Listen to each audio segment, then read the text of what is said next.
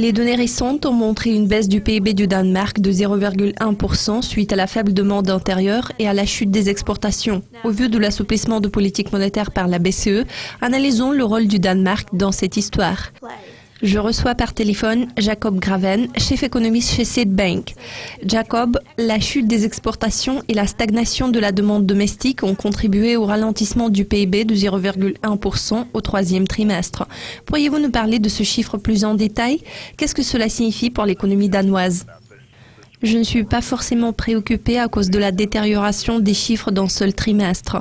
Nous avons eu 8 trimestres consécutifs de croissance positive, ce qui témoigne de la stabilité de l'économie du Danemark. Bien sûr, il est important d'analyser ces chiffres pour comprendre si c'est une tendance à la baisse à court terme et si l'on peut espérer voir un retour de la croissance. Il est à noter que nous avons toutes les raisons de croire que l'économie danoise va renouer avec la croissance au cours des quelques prochains trimestres.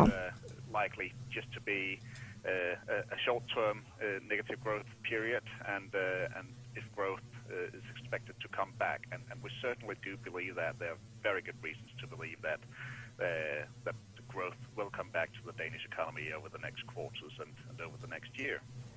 Le gouvernement du Danemark a abaissé ses prévisions de croissance à 1,5% pour cette année et à 1,9% pour 2016 pour des raisons telles qu'une reprise lente et un ralentissement de la demande intérieure.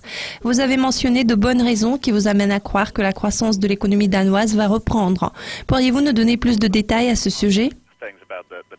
L'une des choses les plus positives concernant les perspectives de croissance du Danemark est le fait que la consommation privée est en plein essor. Même si nous avons observé sa stagnation au cours du troisième trimestre, l'année dernière, elle progressait à un rythme stable de 2,5%. Ainsi, nos anticipations d'une reprise de la croissance de la consommation privée sont tout à fait fondées. Nous pouvons espérer revoir le même rythme de croissance de la consommation privée, notamment une accélération de 2,5% en 2016. Cela s'explique par plusieurs raisons. L'une des raisons est le fait que les salaires réels sont en train d'augmenter. L'on crée plus d'emplois. Les prix de logement progressent également à travers l'ensemble du pays. Ainsi, toutes ces raisons suggèrent que la consommation privée sera le principal moteur de la croissance l'année prochaine. Pourtant, il faut garder à l'esprit que l'économie danoise est fortement tributaire des développements qui se passent dans le reste de l'Europe.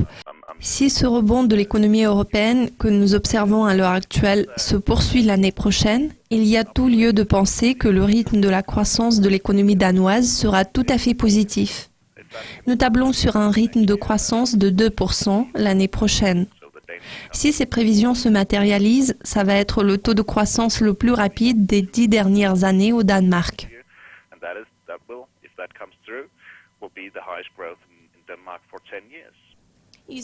Vous avez mis l'accent sur le fait que l'économie du Danemark est dépendante des développements dans le reste de l'Europe. Dans cette ligne de réflexion, cette semaine, nous avons appris la décision de politique monétaire de la Banque centrale européenne. Quel impact pourra-t-elle avoir sur les perspectives économiques du Danemark? Je tiens à souligner que la politique monétaire du Danemark favorise un taux de change fixe contre la monnaie unique. Voilà donc pourquoi la politique monétaire de la Banque centrale européenne joue un rôle crucial pour le Danemark. La baisse des taux par la BCE cette semaine se fera également ressentir sur l'économie danoise. C'est l'une des principales raisons pour lesquelles nous observons un rebond du marché immobilier au Danemark. Cette tendance est susceptible de se poursuivre en 2016 dans un environnement de faible taux d'intérêt qui se situe à leur plus bas record. Cela nous inspire confiance à l'égard de la croissance positive de l'économie danoise au cours des prochains trimestres. Nous espérons voir une croissance tout à fait saine l'année prochaine.